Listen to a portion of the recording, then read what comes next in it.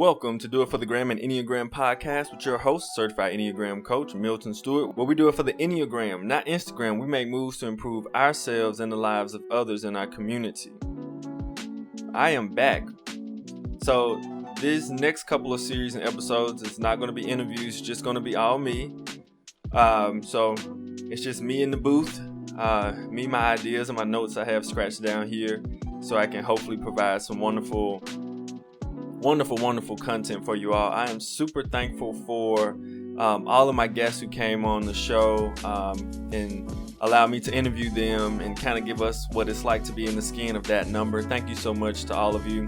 And there's going to be more coming up from them, 2 series after this next one we have coming up. So today I'm doing wings and things, how we use our wings, the wings we lean into, and just giving a little bit more information on the wings so you know a little bit more what wing you probably lean towards, or if you are both, or if you just more true to your type and your wings are kind of just not as well developed necessarily. Not in the bad way. And also, the next series after this one is going to be called Growth Work, and I'm going to go through each type, an episode on each type of specific things they can do when it comes to growth work and what they can work on. And the things that you're doing is going to be challenging because it's going to be in opposition a lot of times to your ego. And so as much as we all want to grow and get better, which is great, these things will be to a certain extent challenging for us, which is great because that's how we become freer. That's how we become healed. And that's how we become better people, to be honest.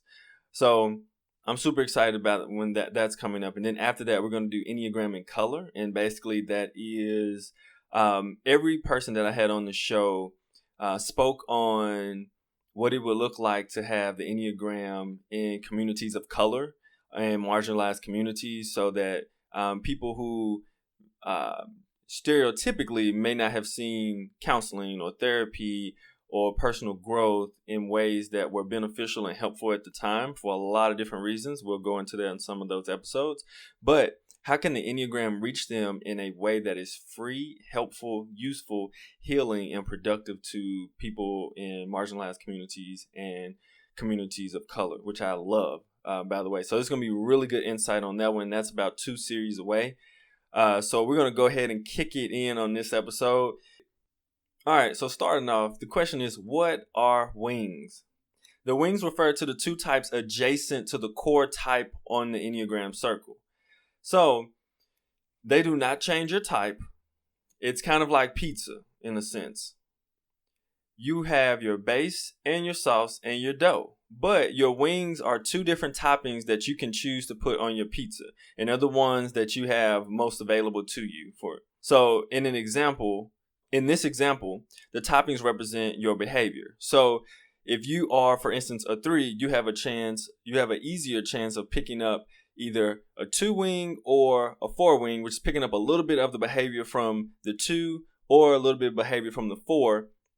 And that's on top of your base, which is your 3-ness. And so you don't form or turn into that number, but some of their behavioral qualities go into your natural home base number.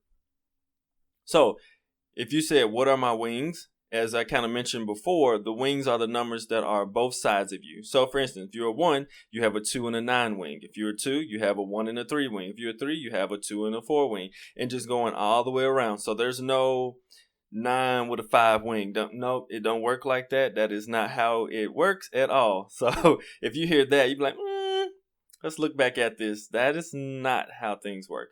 And this has a way deeper purpose, the reason why the wings work like they do. And that is something that I have to delve into, and that's something you have to talk about offline because that goes very, very deep. There's a simplistic understanding of it, and then there's such a complex understanding of Enneagram as well. Which is beautiful, but also mind-boggling at the same time. And so the reason the numbers work like they do has a very, I would say, integrative and intricate purpose within each other as well. What are wings for? Now, that's probably a more specific and better question that some people are asking. So the wings give us a finer distinction in our number and how we react in life, wings also show a deeper and more specific area in which we can grow in. Wings also show us specific skills within us that help us to be healthier and reveal some unhealthy things we need to work on as well. The archetypes for each type even changes slightly with the different wings. And so remembering that archetypes, this is something I want to say. So the numbers have been given archetypes and names to help people understand them and connect certain things with them. But I want to make sure that everyone knows that you don't definitively connect the word that they've given or the title they've given to each number 100% with that number. Say, oh, you're just like this, because that limits a person, and people are so complex. And so it's kind of helpful to understand that archetype, what it says, but don't put too much weight into that being, oh, that's that person. Don't do that. So it's stereotypically most likely true in certain instances, but it is not limiting and confining for that person, that archetype or that number. So here are the schools of thought behind wings. All right. So one of the schools of thoughts is when you're younger, you lean heavy into one wing. And as you grow older, you develop the other wing. And so kind of the idea is that you develop the wings so that they balance you out. And so in different situations in life, you're able to understand, okay, how do I balance myself in order to make sure my behavior is serving me in all these different arenas of life? For instance, I'm a 7. And so as a 7 with an 8 wing, obviously as a 7, I am looking for joy, positivity, fun, experience. I lean heavy naturally, at least growing up, into my 8 wing, which allowed me to be more direct with my fun, but also take more of a leadership role and also be more of a go-getter and not just completely experiential fun and doing different things, but a more serious edge to my 7ness. Whereas if I lean more into my 6 wing, which I'm learning to do, I prepare more. As a 7 with an 8 wing dominant, I just do. I can do quick. I can think fast, and I just move and do. But I don't take necessarily a lot of time to prepare and think and process things like I should. And so as I grow, my 6 wing is growing as well, so that I'm more balanced. All right. So the other school of thought is the dominant wing. You lean heavy into one wing and you stay there a majority of your life, and then you have the ability to lean into the other one if needed. And so it's a little bit of both of those. I personally believe that it's a little bit of both. It's not either or, but I've also seen a lot, especially when you grow. When you're growing, you will start to see your use of both wings a lot of times, because life demands a lot of different things from us when we're growing and creating space for other people and ourselves as well. And so another big part of the wings, they help enable us to understand the types not only in isolation, but in relationship to one another. Since the Enneagram types are seen as spectrum or continuum, connecting to your wings can help you understand the subtleties of your core type. By leaning into our wings, the one side or the other, we expand our perspective and increase our emotional and behavioral repertoire. The wings may also offer a way to understand the tension and influences on an individual when they are stuck, and create the potential to reframe their dilemma as a developmental opportunity. So a lot of this information that I'm coming to you with, a lot of these notes I have recorded from integrative9.com, and that'll be in the show notes as well if you want to go there and do a little bit more research, because I feel like they've done a pretty good job of breaking down the wings and then looking at how they function as an advantage and a disadvantage. So we're going to go ahead and get started. All right, so getting started with the type 1. Here we go. All right, so ones, they naturally have the attention where they see flaws. They see what's wrong because they want to perfect them. They want to make them good. They want things to be better. They want to improve. And so they naturally see things that are incorrect, that are wrong, even not just with things outside of themselves, but sometimes inside of themselves. They also have a very strong inner critic, which is usually very good at seeing things that are wrong, but is not always able to have tact on the way that's delivered. And so the inner critic can be tough if the Enneagram 1 doesn't learn how to put them in the passenger seat or the back seat and not let them drive. So that's important. So if you're a 1, here are some gifts and challenges that comes with having a 9 wing. All right, some of the gifts are their intense need and drive to correct and improve is toned down. The 9 invites 1s to be more relaxed, trusting, and accepting of others. Willingness to surrender to the natural unfolding of events. Able to hold more viewpoints and be more collaborative than the natural 1. Some of the challenges are that they may make 1s less resourceful or prone to putting off important tasks. They may neglect things which are important but difficult. Influences 1s to focus less on themselves and more on what needs to be done, which may lead to self-neglect.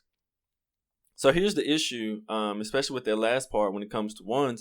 A lot of times 1s are seeking their perfection or the idea of perfection, or the inner critic is trying to make things correct.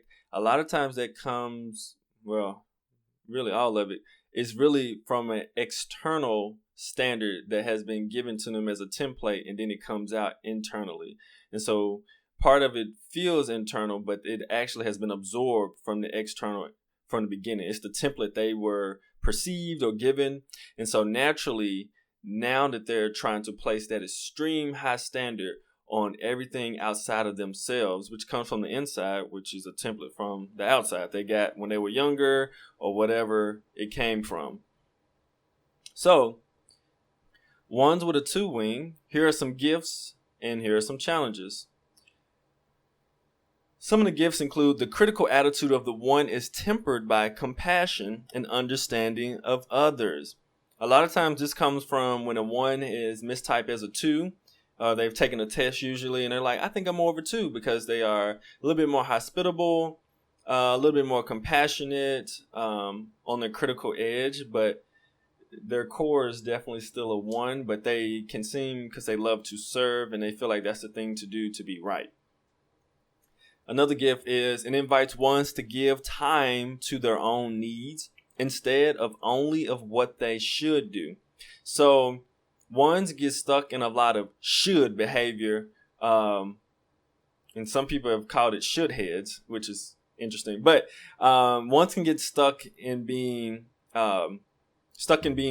should do this, should do that, should do this, instead of more or less of what they actually want to do or what they feel they should do. It's more sometimes attached to what they should do. Another gift is they bring acceptance of limitation, that the 1 cannot fix the world. So the 1's idealistic nature, 1s are super idealistic, and their ability to understand that there are limitations to the world is going to be extremely helpful, and limitations to the idea of perfection will help them to understand and relax some of their inner critic or go towards their virtue, which is serenity. Idealism, this is another gift. Idealism is expressed constructively in the form of service to others. And so the idealism isn't just when they have taken on some of the good traits of the 2, is that it's not just critical from thinking and saying and pointing out flaws and things, but they are actually moving and actually helping to change and actually helping to improve the services and different people and things that they believe should be better or improve or they want to see better. Here are some of the challenges a 1 has with the 2 wing. This wing makes 1s more prone to feeling hurt if their efforts are not appreciated. Their desire may shift to wanting to improve people and situations to feel worthwhile and accepted. They may feel victimized or taken advantage of even as they sacrifice their own needs. All right, moving on. So the Enneagram 2, their natural attention goes towards, when they come in the room, who needs help, where can I be of service, and who's missing something. So it goes to who needs help. Where can I join in and help someone? I am doing my best to be indispensable And so that people know that they need me because I'm good at knowing the needs of other people and I'm great at being a helper to them. So here's some of the gifts of the 2 with the 1 wing. The 1's moral discernment leads 2s to give to whoever is in need, not just their favorites. And so 2s can, in a certain extent, because they love to give, they can tend to, in just pure 2ness, can only give to the people that they really care about, their favorites. But some of the moralistic part of the 1 as a wing allows them to say, well, everyone needs a little something. Everybody needs a little help. I can be generous to just more than the people that are my quote unquote favorites. Another gift is they align with objective standards and are less likely to bend rules. They are honest with themselves and firm up their boundaries, which is super important for 2s, by the way. Instead of exploding, they can direct their emotions to improving things. Here are some of the challenges that come with the 1 wing, the 2 with the 1 wing. May lead 2s to neglect themselves even more as they chase unrealistic ideals and higher expectations. Next challenge. Under pressure, the 2's feelings of hurt may lead to criticism and resentment. The next one, risk of overworking for justice and concern for the underdog. And so they can overdo that. Especially, I want to hit on the challenge of the under pressure of the 2's feelings and hurt may lead to criticism and resentment. This is so true. So 2's naturally have a resentment where they build up, they store away all the things they have done in the ways that people have not appreciated them, and that stores up resentment, and they have that residual anger.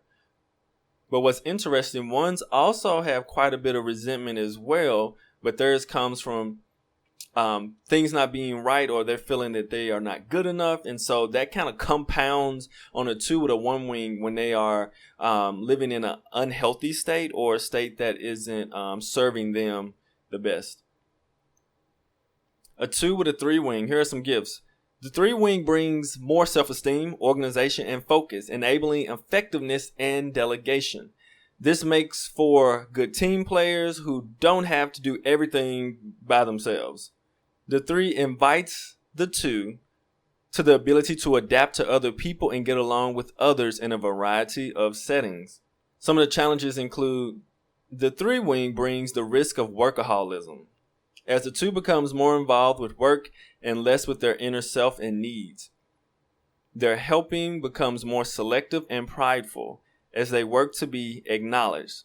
So that's also very important too. I feel like 2s do not get the recognition they need for the work that they do, not for how they serve people. There's a difference. I would say in the workplace, I've seen 2s work extremely hard, and I think it goes overlooked a lot of times. But 2 with the 3 wing can definitely take that to the extreme where they're working too much and they're not focusing on themselves. So just wanted to bring that up. Make sure 2s, you're not overdoing the work, especially leaning into that 3 wing where you're not taking care of yourself. Does your workplace stink because the culture sucks? Are you tired of tolerating people and wish you could all work together cohesively? Does the mere idea of going into work give you anxiety? If you said yes to any one of these, you should probably quit your job. But since you're not going to quit your job, you should contact Kaizen Careers.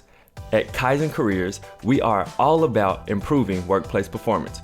We use a unique tool called the Enneagram. The Enneagram helps individuals and organizations become more self-aware. That self-awareness lends into helping organizations with communication, conflict management, and leadership development, ultimately turning self-awareness into self-mastery and creating healthy workplace cultures so you can improve your services and bottom lines. Contact Kaizen Careers at KaizenCareers.com or Milton at KaizenCareers.com, or give us a call at 901-334-1644. The 3. So the 3s, people call them the chameleons of the Enneagram, but their attention goes to what I need to be in this room. Who do I need to be? What you all need me to be in this certain circumstance. And that usually is affixed to somehow the successful role or the role model in that room. And threes are typically very attached to achievement, to wanting to obtain something, and efficiency as well. Wanting to get things done. They are doers, even though they are in the feeling triad. They do a lot of times instead of feel. And they can be very direct and very straightforward, and they're about getting things done. So, a 3 with a 2 wing, here are some of the gifts. The 2 wing balances the 3's task-oriented behavior with more people orientation. And so they take that energy that they have for getting things done, and they make sure that they are not overlooking and crushing the people that they're working with in order to get the job done. Also, another gift. This makes them less likely to run over people, as they value people as individuals and not just contributors. They become more aware of their own needs and can balance these with work. Assessing this wing may strengthen and deepen their personal relationships in life. So here are some of the challenges of having a 2 wing as a 3. The 2 amplifies the need to please key stakeholders, making 3s more outward directed, seeking approval, and therefore burnout is a risk as they work hard to adapt themselves to whatever others want or need. Instead of being their true selves, they focus on others' expectations.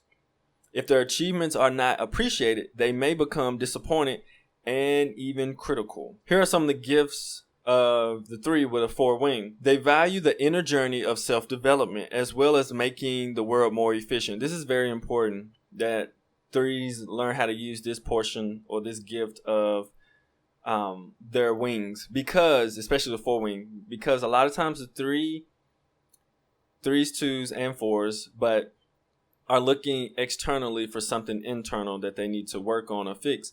But the 3 has the ability to not go inward a lot of times because they're extremely externally and focused on making sure that they fit the mode of what's successful. So it's going to be super important that they go on the inner journey and do some actual self-growth work, so they can actually do some self-development. And it actually makes them more efficient than less efficient what they would think it does. So that's super important, especially for 3s, because they are go-getters and doers. Super important. The 4 also influences and invites 3s to be authentic and true to themselves, tuning into their inner voice. It's like, okay, who am I? Let me listen to that person that's on the inside and just be more authentic of who I actually am, and know that I can love that person and other people can too. They value relationships as mutual exchanges, not just utilitarian or to get things done. Not just a relationship so that I can get this opportunity or move forward, but they actually value the other person in the relationship and the mutual exchange that they give each other. The wings also brings insight and sensitivity to the moods of others. Some of the challenges include a 4 wing brings introversion and distance, making the 3 more moody and reflective. Another challenge is being 3 with a 4 wing being that unused to their inner self, they may feel awkward, leading to exaggerated feelings of superiority. The next challenge would be, while they value success, they also desire what is missing. It may jump into intense and short-lived relationships to help them feel good. Got to watch out for that. 4s. All right, so 4s, their natural attention is what is not ordinary. They do not want to be ordinary. They want to be original. They want to be different. They want to be unique. They want to be distinct. And so they naturally, when they enter a room, they're looking for, they can see, honestly, they can spot originality and beauty when they first step in the room, but they also can spot, before anyone else, they can spot disapproval. Sounds a little crazy. They can also spot disapproval and abandonness and being abandoned in a room. How things can be dreary, or how they can feel left out, or someone can feel left out. So I don't think it just applies to themselves. They also can see it and feel it for other people as well. And that's why they're very attuned a lot of times to when somebody is felt left out, that they're good at usually consoling them or being with them in those dark moments, because they naturally are attuned to feeling, seeing, and sensing that in a room naturally. So a 4 with a 3 wing, here are some gifts. The influence of the 3 balances their internal drama of the 4 with a need to be effective in the outside world. 4s can get trapped in their inner world sometimes, and the 3 helps them to get out of that and kind of do what the wing does, help them get out of that drama that can be so deep within inside of them and help them to get moving and doing things outside in the world. The 3 wing also enables them to practically implement their creative fantasies and express themselves in ways that engage others. 4s have extremely active and creative minds, and a lot of times it can stay there. But the 3 wing allows them to kind of pull that out and bring that beautiful originality, gifts, art, paint, uniqueness, originality to the world and engage others as well. The 3 wing also allows 4s to network well and broaden their interpersonal world with new and exciting experiences. And also their desire to look good and impress others helps the 4 to be real and resist dramatization. Some of the challenges of the 4 with the 3 wing include: the 3 may bring a form without substance, leading to a flamboyant and dramatic act, not genuine in self-expression. It also may perform instead of engaging and producing to escape their inner turmoil. Next, they may attempt to fix the world instead of themselves. Last, they become agitated depressives when adding the pressures of success to a deep melancholy. So here are the 4 with the 5 wing gifts. So with the 5 wing, they have the ability to balance intuition and subjective impressions with reason, logic, and objective observations. The 5 influences them to look at things objectively and take things less personally. This brings a balance of attachment and detachment and emotional control. As thinking connects with feeling, the 4 tends to become less impulsive and more restrained. Here are some of the challenges that go along with the 4 with the 5 wing. Challenges. The 4s with 5 wings might have a tendency to over intellectualize, getting lost in themselves even more. So that was a tricky statement. So basically what that says is that because the 5 has the ability to intellectualize everything from top to bottom, from feelings to thoughts to everything that you can think of, to intuition, to intellectualizing it first, 4s, when they do that, they intellectualize a lot of dramatization that can happen. So the craziness that may happen, so the dramatization that may happen, because 3s have the whole outer image thing for success, if they get wrapped up in the fantasy of the outward world and intellectualize that, overly do it, then they can get trapped in a place that's even deeper than natural for a 4. And so they're combining things because they're overdoing things. They're over intellectualizing from the 5 standpoint, and they're over dramatizing. And that's all on top. Remember, we're making, it's like a base is the pizza. It's all on top of the 4, and this of the natural 4-ness. And the 4-ness, as we know, is emotionally deep. And so now it's wrapped up in this really, really complex world of emotions, thoughts, and expectations outside of self that are impacting the 4. Another challenge is they may feel marginalized and alien and struggle to connect with others. Also, withdrawing and dissociating pushes them further into the fringes of society. They isolate themselves when depressed, hiding feelings from others. And so there is this unique balance of every type, which is paradoxical, because our ego, what we want to be, aka what we want to be, what we, our ideal lies of what we think is good or should be, It's not necessarily what we are and not necessarily what we 100% should be or deeply, completely is.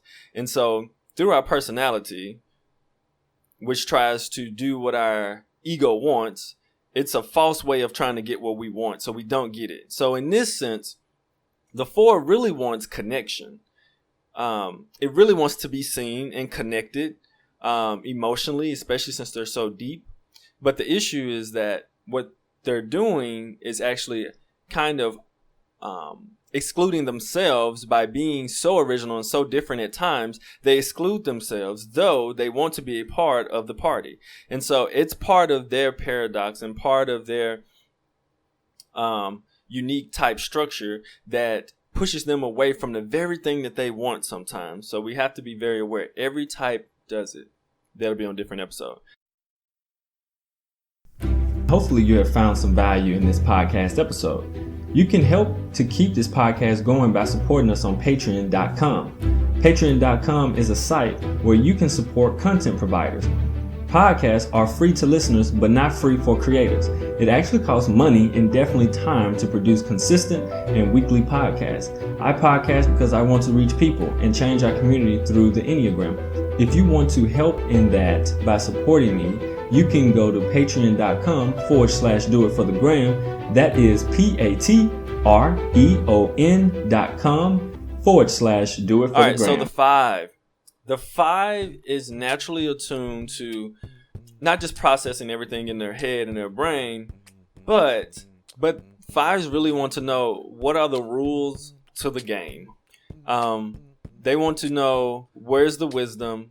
They love information. They love knowledge, and they want to understand how things work, how things are put together, how things are built. All those things are very important to them. And a lot of times they can withdraw and be silent and try to be invisible to try to understand and think on everything.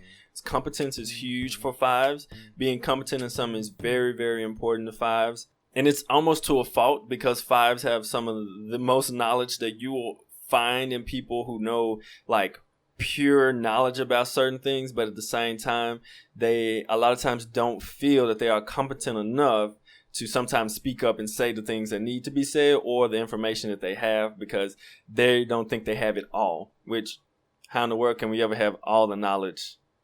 Yeah.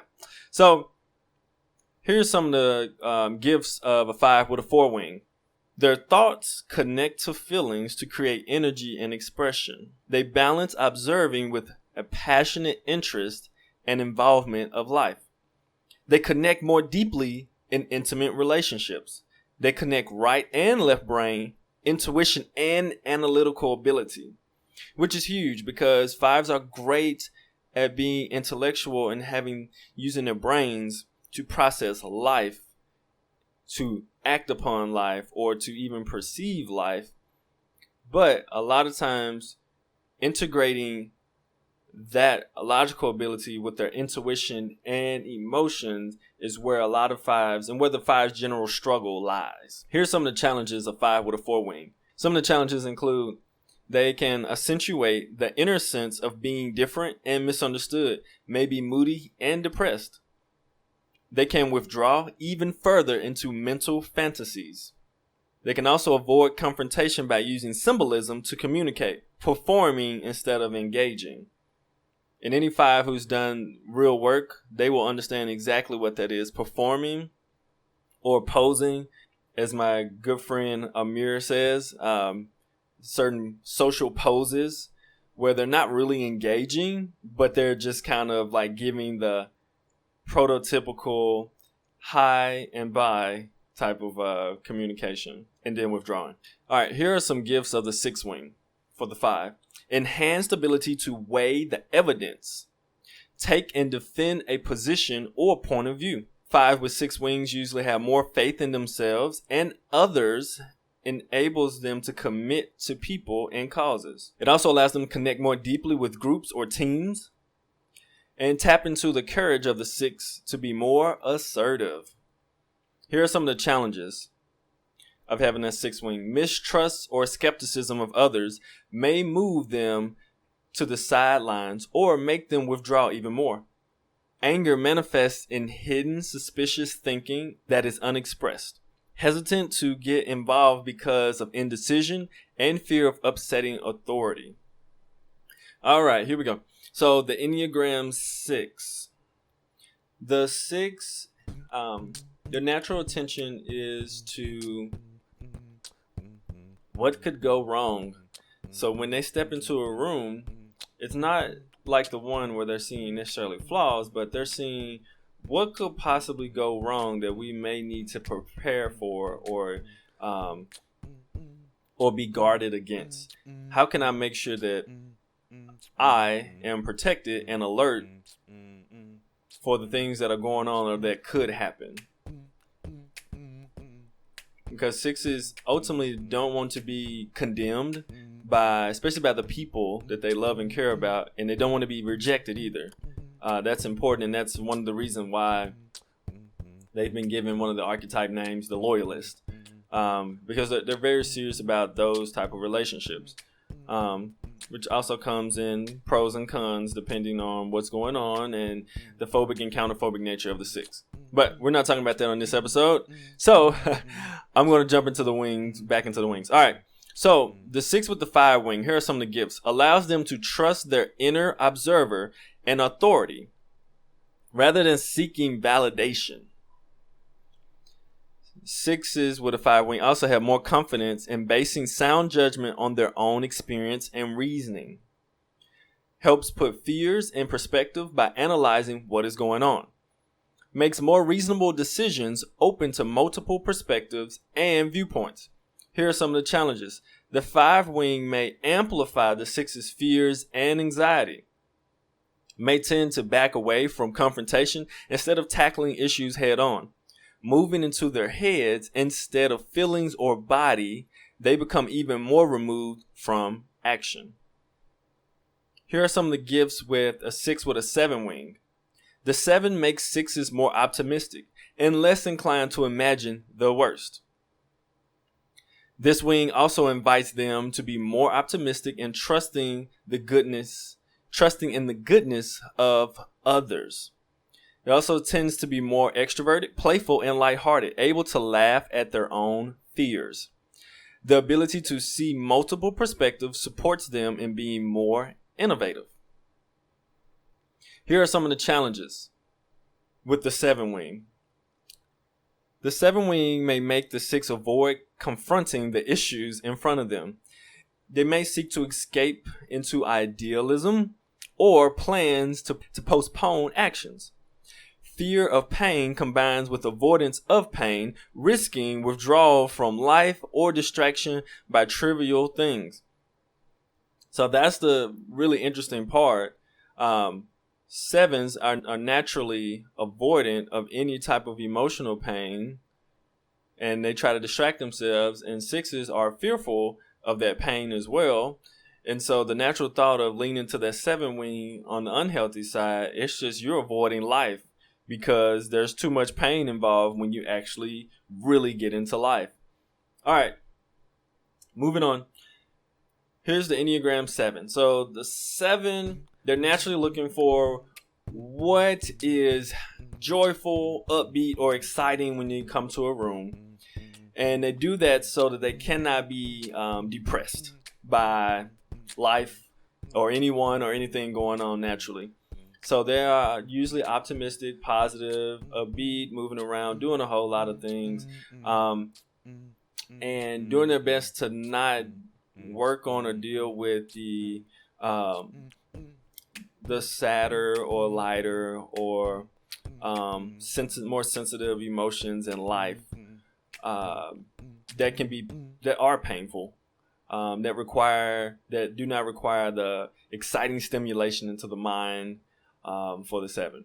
So here are some of the gifts of the 6 wing for 7s.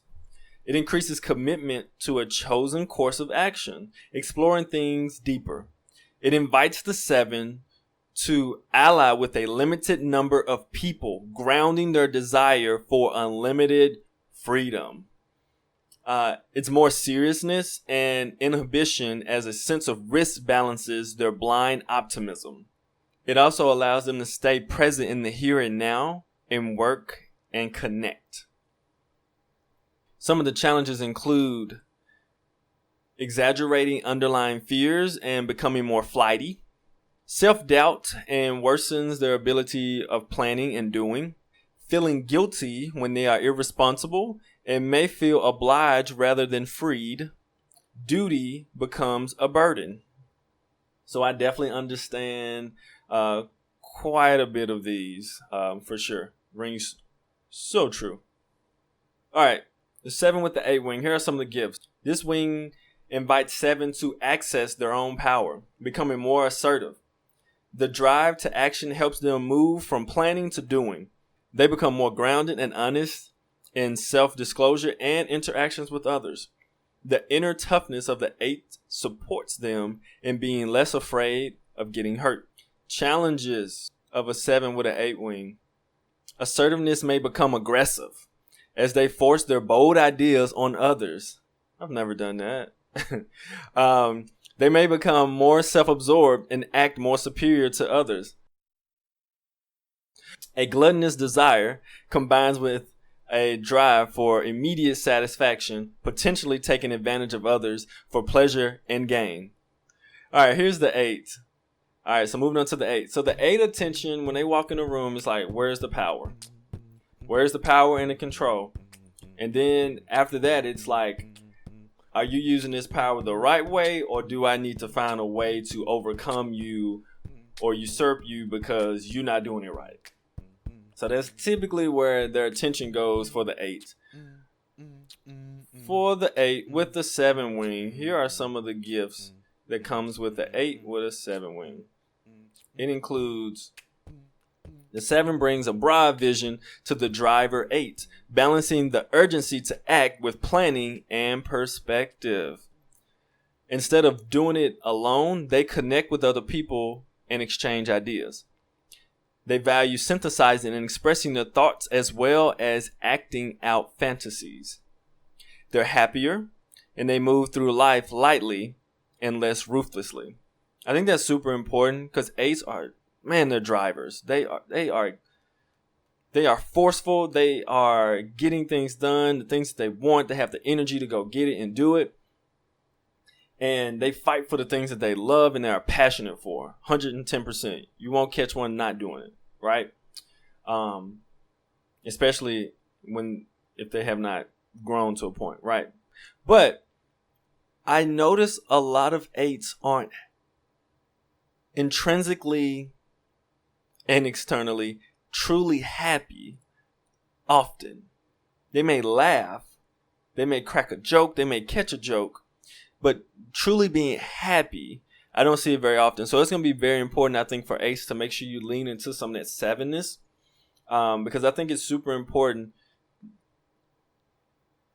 even throughout all of your endeavors and your achievements, and your way of trying to make sure you stand up for people who need to be stood up for, that you still make sure that you are doing things that allow you to be happy in life.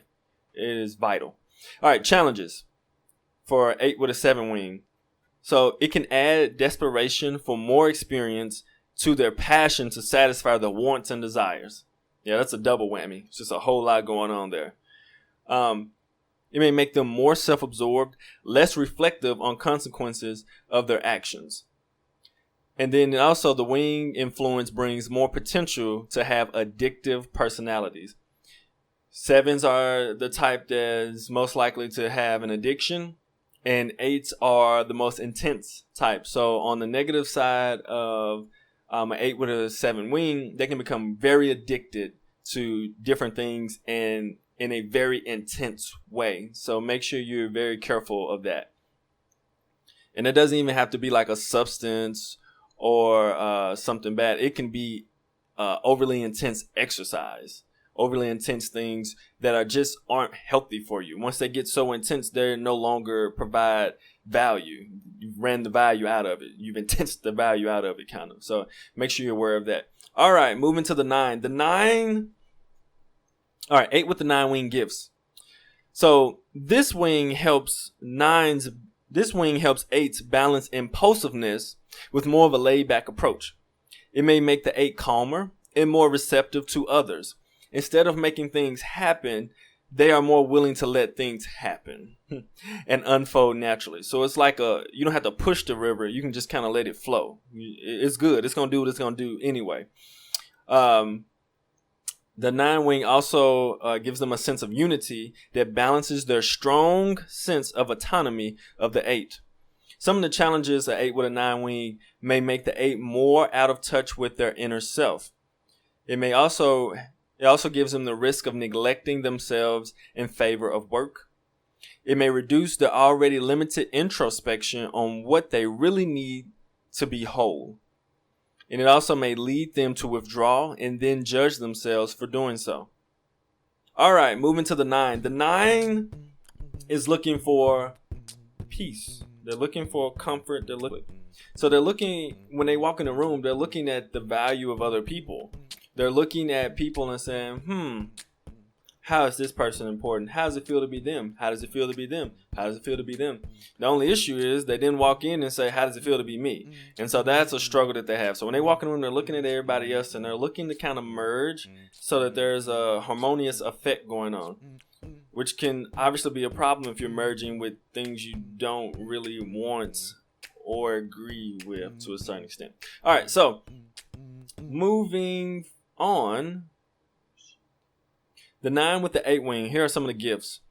9 with 8 wings are usually more active, focused, and direct. The 8 wing invites the 9 to get in touch with their power, autonomy, and authority. It balances their impulse to merge with others with a sense of individuality and uniqueness. May make the 9 more confident and influential. The 8's boldness subdues the 9's fear of attack when they speak up for what they believe in. Here are some of the challenges that comes with the 9 with the 8 wing. The repressed anger of the 9 may be expressed explosively and aggressively. So that 9 and that 8 together with that wing can be some double anger, and it can be wild. And as much as you see a 9 and they're chill, cool, calm, collected, peaceful, harmonious, and everything you thought, it hits a point when that anger is triggered on the inside, especially that with the 8 wing, it will shock you just how much comes out of a 9 with an 8 wing when they are really angry. It's a lot. And most people wouldn't have a half a clue that could come out of them. Because a lot of times when it does come out, it's not usually 100% around people. And sometimes it's sideways anger and not direct anger at situations. All right, moving forward. Unresolved issues with authority may come to surface, often in rebellious or resistant ways. Another challenge is the 8 wing may lead them to focus more intensely on the pursuit of pleasure rather than genuine desires and needs for their real self. Here are some of the gifts from the 1 wing of the 9. The 1 wing offers a structured, principled, and focused perspective to their easygoing, lazy 9-ness. The influence of the 1 may help motivate the 9 to do what they need to do. They may be more willing to work on righting what is wrong rather than living with problems or dysfunctions. The 1 wing also supports the 9 as they move into action with purpose and certainty. Some of the challenges of the Enneagram 9 with the 1 wing include may lead the 9 to be even less expressive of their needs and anger for fear of alienating others. The morality of the 1 may get them caught up in what they should do instead of what they want to do. And also another challenge is of the 1 wing can be trying to perfect the world and themselves may lead to even more procrastination and distraction. Out of fear, it won't be right. So hopefully in this episode, you heard a little bit about your type and some of your wings, and hopefully you found some gifts and challenges that you can lean into, and some things you can like kind of watch out for to be like, ooh, I think I'm leaning too heavy and then not leading into the gifts of this wing. Let me take note and start making some different decisions. So hopefully you can see that and utilize those as you go about your day. If you have more questions about wings or any information, honestly, I would love you to join the Patreon community at patreon.com/doitforthegram. But also, you can reach me on Instagram as well, and I definitely communicate there. And so the information I know, if I can share it and help you, I'm willing to do that as much as I can. And so that's all for this episode. I want to thank you so much for listening. Please rate, subscribe, and share. That is rate, which helps others find the show. Subscribe so you can get the latest and greatest episodes, and share if you feel this information can benefit someone you know. If you need personal life coaching or career coaching, I do that through my organization, Kaizen Careers and Consulting, LLC. You can contact Kaizen at kaizencareers.com or Milton at kaizencareers.com or 901-334-1644. Also, if you would like to be a Patreon supporter like Brandon from Alaska, Alaska, you can go to patreon.com/doitforthegram. The Patreon community has more access to exclusive content, merchandise, and input to the podcast, and also being able to reach me and learn about things even deeper into the Enneagram, which I talked about the complexities of it, and learning and finding out more practical things you can do to actually help yourself grow and challenge yourself and to create space for you and others around you. I do that there, and so if you become a Patreon member, you have access to that. If you're in the Memphis area around July 13th, please sign up for the free event I have coming up, Enneagram 901, Intro to the Enneagram Workshop, and it's on Eventbrite. Last thing before I go, you can go to doitforthegrampodcast.com, subscribe, and you will receive a free gift. It is a PDF of each number. You can also read some really good blog posts by different numbers. So just remember, when a situation comes up and it seems too hard to overcome and you're about to make a bad decision, remember, scratch that, make a better choice, and do it for the gram. The Enneagram, of course. I'll see you soon. Thanks for listening.